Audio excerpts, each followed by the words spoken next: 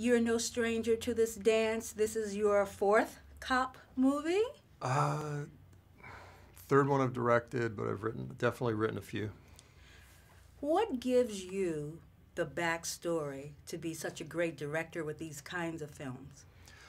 Well, I grew up in South LA, and I've seen every incarnation of the LAPD growing up. The guys I used to run from, now it's the guys I'm friends with. It's just understanding. I think it's understanding how cops think, and sort of understanding, not judging them, and understanding their job and what exactly that job entails.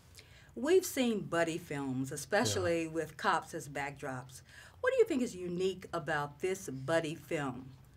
Well, I think with this movie is it's two best friends who happen to be cops, and something happens along the way where we forget that they're cops. We stop seeing the uniform and we start seeing the men behind that badge. And the other thing is it's just incredibly well acted. I mean, Jake and Mike are magic together, and they have this chemistry, and it flows so naturally and feels so easy. But what you're really seeing is months and months and months of hard work. The last time I saw you, you looked differently. What made you decide to give us the look I'm looking at now? Oh man, I don't know. Hey, I'm a happily married man with 4 kids now. So things change. What does your wife say about your work? Because it's so intense. She says I work way too much. I hear that a lot, and that's the job. She's really supportive. She likes to see me happy, and she knows my work makes me happy. I love directing. I love working with actors. I mean, I really feel blessed to be able to do what I do. I mean, I'm a high school dropout, so how many people, I come from the neighborhood, wasn't exactly a good kid growing up. So not a lot of people from my background, and it's a background my wife also shares, achieve the success I have. Jake and Michael, a very different combination when you look at the Hollywood dynamics, yet they work so well on screen. Yeah. When did you know the magic was present between the two of them? We were doing firearms training, and they had been very professional with each other and treating it like any other movie, and I'd really been trying to make them be friends. You can't make somebody be friends. It has to evolve naturally. And it was during firearms training where they really had to trust each other, and they're basically shooting past each other's heads. A little scary.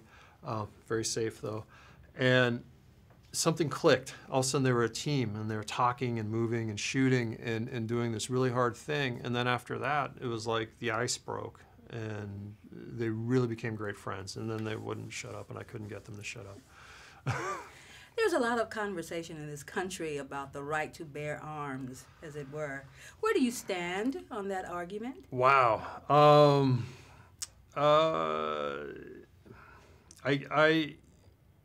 I see everything from a lot of different sides.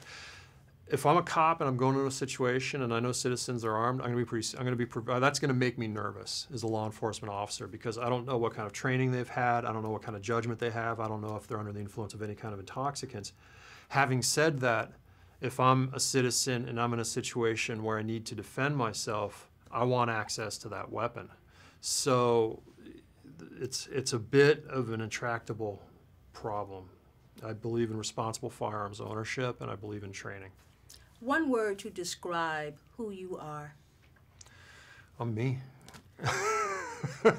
Give me a bit more. Man, I don't know. I've never been asked to condense it into one word. I mean, I don't know. I guess Or a phrase. I'm a unique cat. A unique cat who likes challenges. Thank you for the time. Thank you. Those are great questions.